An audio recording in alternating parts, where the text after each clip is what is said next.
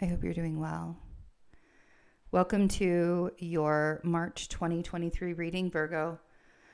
We got some things to talk about real quick, if you don't mind.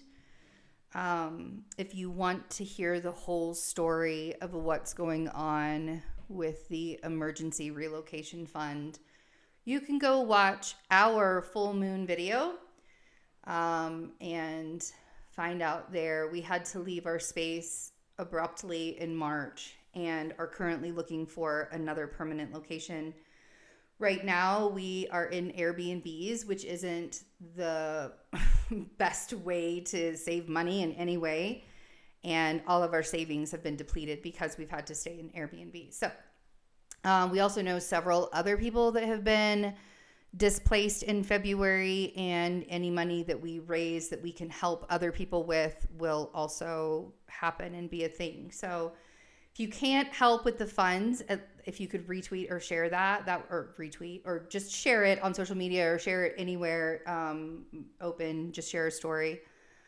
I also have readings available. Spring 23 will get you 20% off an astrology or tarot reading. The Saturn in Pisces reading is not 20% off, but everything else is. And I do have my calendar open for March. So get in where you can fit in. We're doing astrology this month. We're going to talk about astrology this month. It's a lot. There's a lot happening, Virgo. There's a lot happening. So we're going to talk about astrology. With the astrology that we're talking about, I am going with the rising sign. So this is going to relate to a Virgo rising more than your sun sign or moon sign, but it can also relate to the sun sign. So when I watch astrology readings, I watch for my rising sign and I watch for my sun sign. The tarot reading that I'll also be doing will be sun, moon, and rising. So you can watch for all three. But I guarantee you that even if you're a Virgo moon and you listen for the astrology, it's still going to affect you in some way, because we can make a new chart with all of our planets. Like we can do an entire astrology chart with your moon sign, or we can do an entire astrology chart with your Venus sign. So that's how amazing astrology can be, is we can really look at ourselves that way. So all right, starting off, we have Saturn in Pisces on the 7th, just in a couple of days, happening in the 7th house for the next 3 years. For the last 14 years, Virgo, you've been redefining who you are based on your own life terms, as Saturn has been moving under the horizon for you. So Saturn, we've been defining ourselves and really looking at ourselves and our own inner world. And now, as he goes above the horizon into the 7th house, we're bringing other people into the mix. Now we're going to be experiencing who we are through the relationships and partnerships. And we find out who we are so much within the relationships that we have and the partnerships that we have. I would actually, there's this big thing that goes around where you got to be healed before you're in a relationship, which is completely untrue. When you get into the relationship, that's when the deepest healing actually happens, because that's when you have to start seeing things from another person's perspective, looking at their own morals, looking at their own values. So this is just the beginning of that for you, and learning how to work better, work well with other people. You could find that you're being tested by those who you love or who you're in business with. Even a good marriage will have to confront their flaws, just like every relationship does. In the 7th house, Saturn has come over the horizon for the first time in 14 years. And now you will not only refine yourself, but you will also refine yourself with others through trials and tribulations that should ultimately upgrade your relationship with the other person. If you find that you are elevating and the other person in your life is not elevating, this will end that relationship. Like, that's just reality, you guys.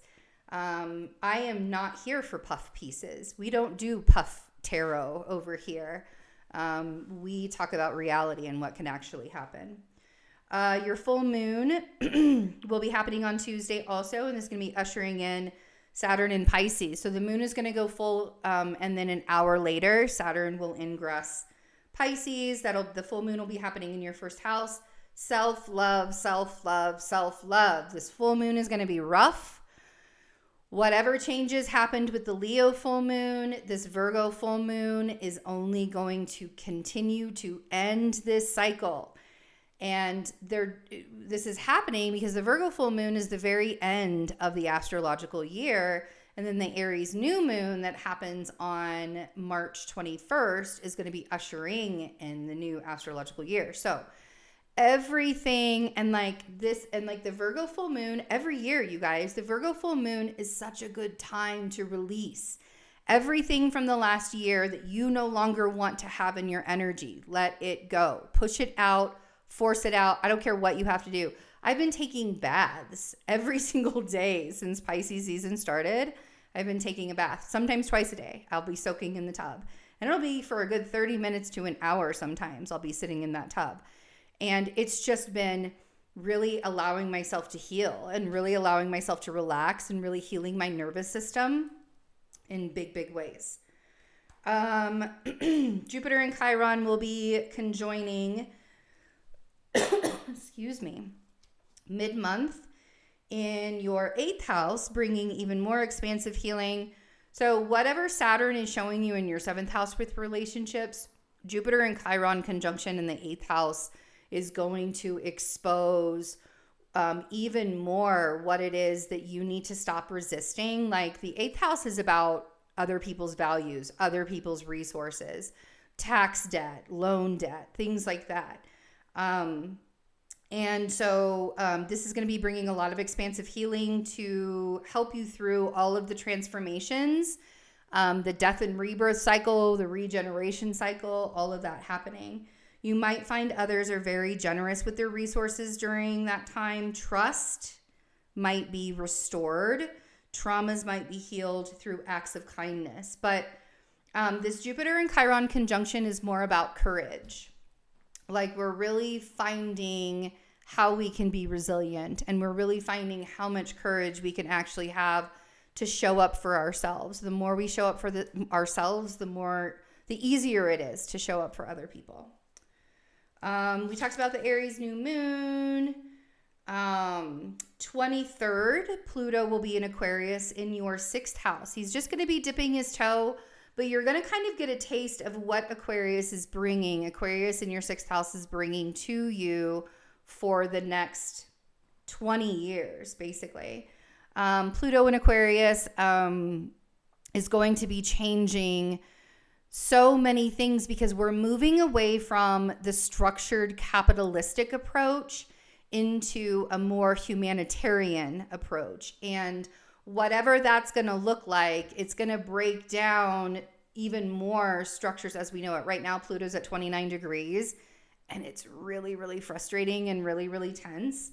And like, I don't know about you guys, but I'm ready for Pluto to get out of Capricorn. Like, he's been there since 2008. I'm done. I'm so done, just done. We will be seeing that Pluto is first and foremost asking you to focus on your health in the 6th house. Do not overstrain yourself physically. If you've been ignoring your health, this will be the transit to force you to pay attention to it. You can completely transform your physical while Pluto transits your 6th house. You can also expect great change in your professional life and in your job and your career. But you have to remember with Pluto, things die before they come back to life. So, and then the 25th, we have Mars moving from Gemini and ingressing Cancer. Mars has been in Gemini since August of 2022. And this is happening in your 11th house. This is going to really help boost those efforts towards your hopes and dreams. Gemini, Mars in Gemini was really, really sharp and really, really harsh. And it showed us in a lot of ways, like the people and the situations and the communities that we were not supposed to be a part of. We may have, like, I know that I sort of started to become a part of the spiritual side of Twitter. And I swear, every single time I start to become a part of a community, or people start to get to know me, it's like all of a sudden we don't align. I don't know. It's weird. It's like I had a lot of people love bombing me during that Mars Gemini transit. I had a lot of people love bombing me in big ways. So that's changing. Thank goodness. Mars in Cancer is more of a passive approach to things. A lot of people say that Mars in Cancer is like the passive aggression. I have Mars in Cancer in my 10th house, and it can be very passive aggressive. Sometimes we feel like we have to prove ourselves while Mars is in Cancer. I just feel like it's time for you to just let this is a healing time, Virgo. It just really is. It's such a healing time. And we've been through so much already this year, and it's only March. It's like, all right, let's get your surrender card. Let's see what it is that Virgo will be surrendering in March. The power of surrender cards. Sorry, the cards are glaring a little bit. It's really hard for me to get good lighting in this space. Oh, nice. This is a good one for us. In a big way, surrender stress. Take a few deep breaths and exhale the tension you've built up in your body. Let the stress go as you come back to your center. I love this card. It kind of is a bummer that it's glaring. I hope you guys can see it. Surrender stress. That she just looks so free. She's like got her chest open and she's looking at the sky, and like that's what we need to do this month, Virgo, is like open ourselves up, like let ourselves receive. This feels good. Push your shoulders back for a minute. Get a good stretch in before we get these cards going. Man, move your energy around a little bit. It's crazy. Everything is so great. Why is everything so crazy? I'm tired. All right. 8 of Pentacles. Stay focused. Stay focused. Stay focused, stay focused, stay focused. Yeah, I'm trying to get all these readings done before the 7th, before Tuesday. I'm only halfway through. No more whining, Betsy. Here, I got to move this card over here. And I have a tiny little desk to work with. Like, I need space. I need space. I love that the Chariot came out. I'm like, show me that we're going to be getting a new spot. All right, 8 of Pentacles. 8 of Pentacles was the first card that came out. Then we have the 9 of Pentacles. Love that alignment. And then we have the Star. And then we have the 2 of Pentacles. And we have the Chariot. Love that. Okay. So really staying focused, staying in the present moment. The 8 of Pentacles reminds us not to skip the steps. And then the 9 of Pentacles is about being independent and abundant all on your own. So some of you might be working towards either leaving your job and wanting to like be your own boss. Some of you just in some way, I feel like some people are like, you're trying to break out. You're trying to break free in some way. This actually makes me feel like some of you are trying to break free just by the way that she is leaning into the sun. It makes me feel like you want to be you want to be by yourself. Some of you are trying to break free. But some of you are just moving towards your purpose. You could be dealing with an Aquarius energy with the star here.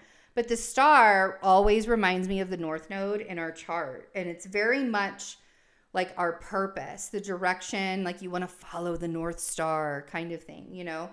But it's what our soul is meant to do. It's the wish card, right? It's like what our soul wishes for us. And you can see the balanced nature of the star, where there's one foot in the water and a knee on the earth. And then she's pouring one bottle into the water and one bottle onto the earth. There's a very balanced nature. When we get to our purpose, it feels right. It doesn't feel like it's not meant to be stressful. Can it be difficult? Absolutely. Absolutely it can be difficult. Absolutely it can be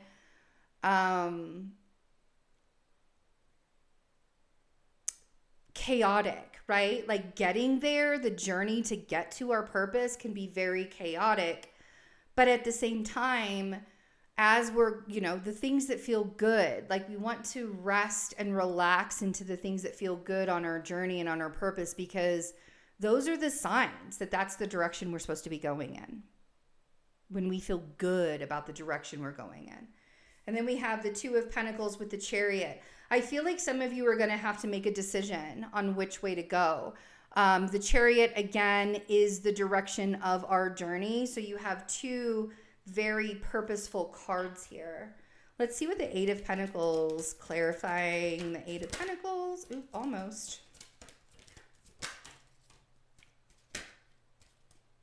Okay.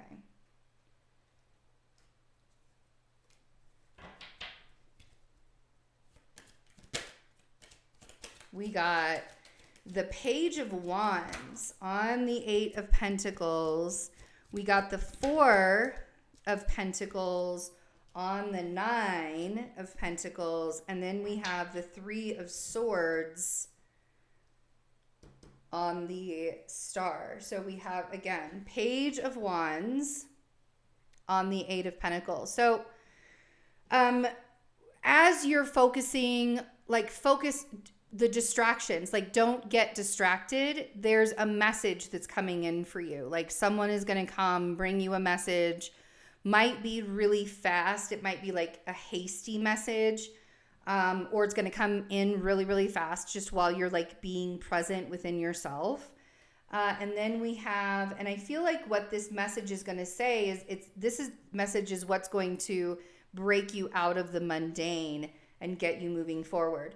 The Four of Pentacles on the Nine of Pentacles. Now, here's the thing, you guys, is I love saving money just as much as actually, I don't love saving money at all. It's not one of those things I like to do, but I'll do it, right? But when we save money, like the Four of Pentacles kind of saving money, that we're getting a little stingy. Like you still need to be able to enjoy your life and enjoy yourself. And knowing that you can be abundant even without holding on to everything so tightly, because this Four of Pentacles is really making you hold on to everything really tightly. There's no energy change that can happen here at all. And if you want to be independent, yes, saving your money for, to be able to do the job on your own, because I feel like a lot of this is, some of you are really just wanting to go out on your own and work for yourself. And that's wonderful and that's great and that's awesome, but you don't want it to be a stressful way of doing it. You got to be able to be open to let the universe flow through what it is that you really want to move through. And then the Three of Swords on the Star. That Aquarius energy, I feel like this Three of Swords is actually the healing.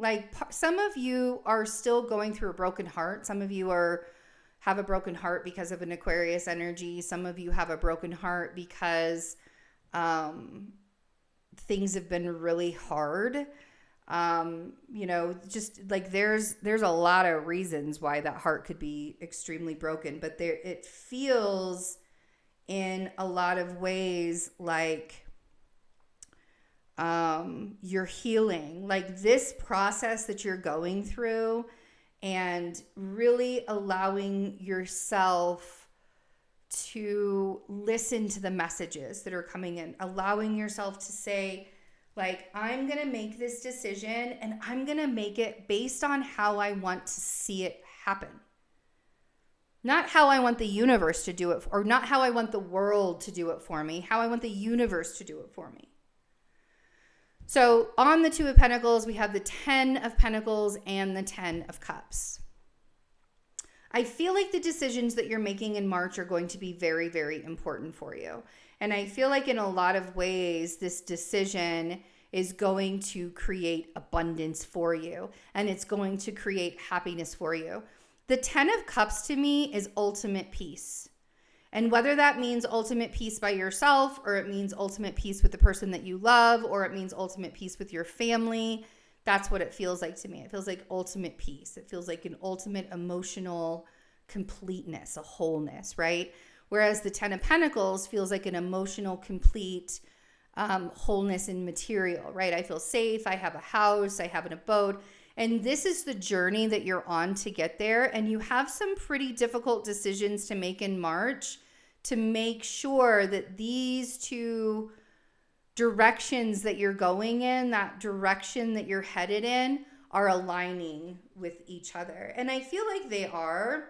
I think during the full moon in Virgo, you're going to get some answers. It may be the new moon in Aries as well on the 21st, but the full moon in Virgo on the 7th is going to be very, very potent about closing some cycles so that it can open up some space. But I do feel like some of you are actually physically moving. Thank God.